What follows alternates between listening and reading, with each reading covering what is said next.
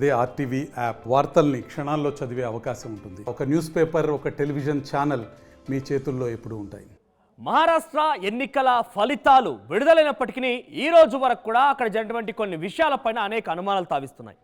ఏకంగా ఈవీఎంలు ట్యాంపర్ చేశారంటూ పెద్ద ఎత్తున అటు ప్రతిపక్షాలైనటువంటి కాంగ్రెస్, ఎన్సీపీ, శరద్ పవార్ పార్టీ కానివ్వండి, ఆ తర్వాత ఉద్ధవ్ ఠాక్రే పార్టీ కూడా చెప్తోంది. కానీ నిజాల్లోకి వెళ్తే కొన్ని రకాలుగా ఇక్కడ క్వశ్చన్ చేయడం అని కాదు, కొన్ని లోతుల్లోకి వెళ్ళి మనం కాన్స్టిట్యున్సీ వైజ్గా వచ్చిన ఫలితాలని, జిల్లాల వారిగా వచ్చిన ఫలితాలను చూస్తే అనేక అనుమానాలు తావిస్తున్నాయి. ఒకసారి అటువంటి అనుమానాలకు సంబంధించి ఎందుకు ఈ రకంగా అనుమానాలు పడాల్సి వస్తుంది, ఎందుకు ఈ రకంగా క్వశ్చన్స్ రేజ్ అవుతున్న ఉదాహరణగా మీకు కొన్ని నియోజకవర్గాల వారిగా, ఆ జిల్లాల వారిగా రిజల్ట్స్ మీకు చూపించే ప్రయత్నం చేస్తా.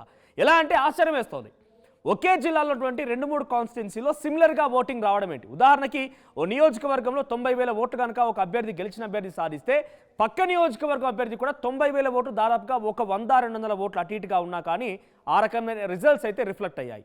ఏంటి, ఏం జరిగి ఉంటుందని నేను పూర్తిగా చెప్పే ముందు ఒక రిజల్ట్స్ చూపించే ప్రయత్నం చేస్తా. ముందుగా సింగాల్ డిస్టిక్కి సంబంధించినటువంటి ఆ రిజల్ట్స్ మీకు చూపిస్తా. నేను సింగాల్ డిస్టిక్లోని నియోజకవర్గాల వారిగా ఇక్కడ చూడండి.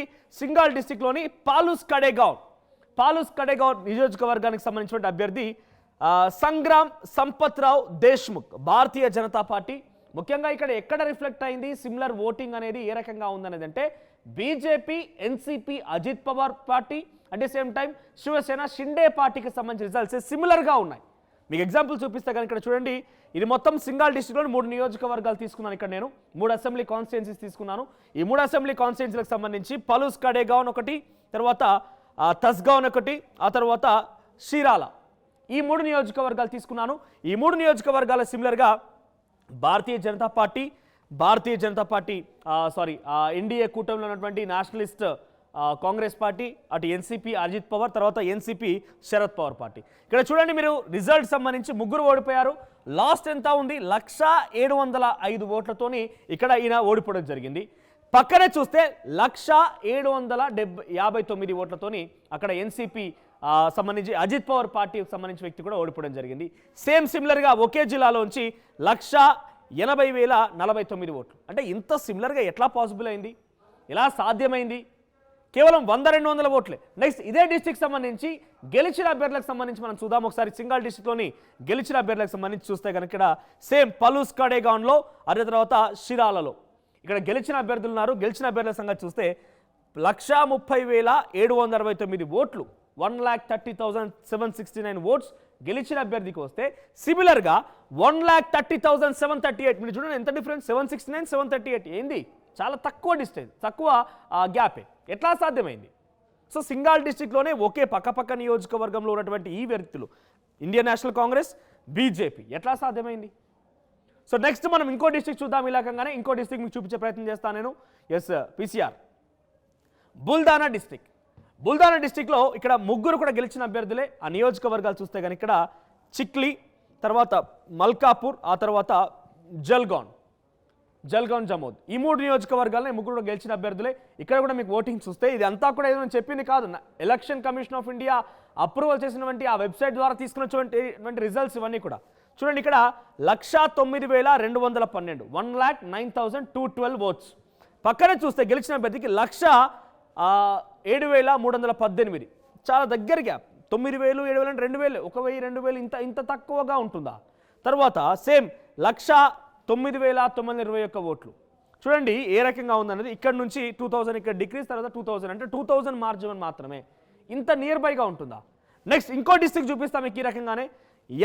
యవత్మాల్ డిస్ట్రిక్ట్ చూస్తే కనుక ఇక్కడ గెలిచిన అభ్యర్థి Pusad, Indian national congress party, Ajit Pawar team, at the same time Bharatiya Janata party, Arni constituency గెలిచిన అభ్యర్థులు వీళ్ళు.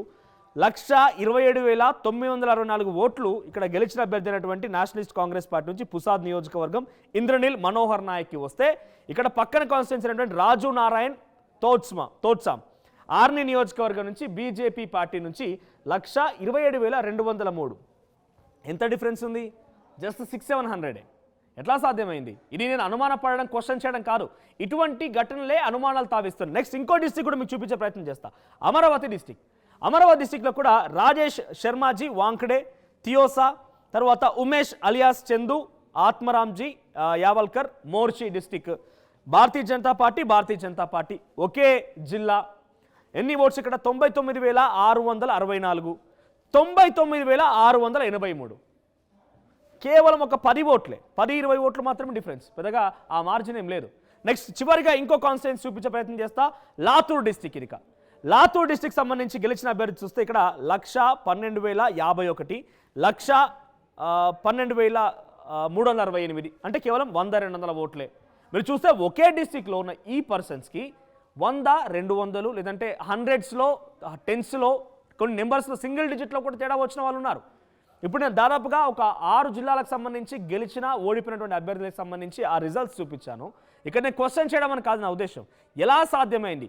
ఒకవైపు ప్రతిపక్షమైనటువంటి కాంగ్రెస్ ఇతరాలన్నీ కూడా బ్యాలెట్ పేపర్ని తీసుకురావాలి, ఈవీఎం ట్యాంపర్ జరుగుతోంది అని పదే చెప్తూ ఉన్నాయి. ఈ నేపథ్యంలోనే మహారాష్ట్ర రిజల్ట్ రావడం, రిజల్ట్ తర్వాత ఇటువంటి పరిణామాలు బయటికి రావడం కొన్ని సందర్భాల్లో అనేక అనుమానాలు తావిస్తోంది. ఇక్కడ నా ఉద్దేశం క్వశ్చన్ చేయడం అని కాదు, ఇక్కడ జరిగినటువంటి విషయాన్ని చెప్పడం, అట్ ది సేమ్ టైం అనుమానం ఏ రకంగా వ్యక్తమవుతుంది అనేది అనుమానాన్ని మీకు చూపించడం మాత్రమే. నిజంగా ఈ ఈవీఎం ట్యాంపరింగ్ జరిగిందా? ఈ రిజల్ట్స్ చూస్తుంటే మీకేమనిపిస్తోంది? కేవలం 10s, 100s, 1000sలోనే ఈ మార్జిన్ ఒకే డిస్టిక్లో ఉంటుందా? అది సాధ్యమవుతుందా? అనేక అనుమానాలు. ఇక్కడ మనం చూస్తున్నాం అమరావతి డిస్టిక్ సంబంధించి చూస్తే ఇందాక చూసినట్టుగా సేమ్ తియోసా ఎంత మార్జిన్ చూడండి, ఇక్కడ 99,664, 99,683, ఎంత డిఫరెన్స్, 20 ఓట్లే. ఒకే డిస్టిక్లో 2 కాన్సెప్ట్ సంబంధించి ఎమ్మెల్యేలు గెలిచిన చోట బీజేపీ, ఇన్ఫాక్ట్ 2 చోట్ల బీజేపీ గెలిచింది. అక్కడ ఎట్లా సాధ్యమైంది? సో ఇక్కడ మహారాష్ట్ర ఎన్నికల రిజల్ట్స్ తర్వాత ఈ రకంగా అనేక అనుమానాలు వస్తున్నాయి. ఇక్కడ ఈ క్వశ్చన్ కంటే కూడా ఈ అనుమానాన్ని మీరేమనుకుంటున్నారు? మీ అభిప్రాయం ఏంటి రిజల్ట్స్ పైన? కామెంట్ రూపంలో మీ యొక్క అభిప్రాయాన్ని కామెంట్ చేసే ప్రయత్నం చేయండి. మరిన్ని వీడియోస్ కోసం ఛానల్ ని సబ్స్క్రైబ్ చేయండి. లేటెస్ట్ అప్డేట్స్ కోసం వాట్సాప్ ఛానల్ ని ఫాలో అవ్వండి. అండ్ లింక్ డిస్క్రిప్షన్ లో ఉంది.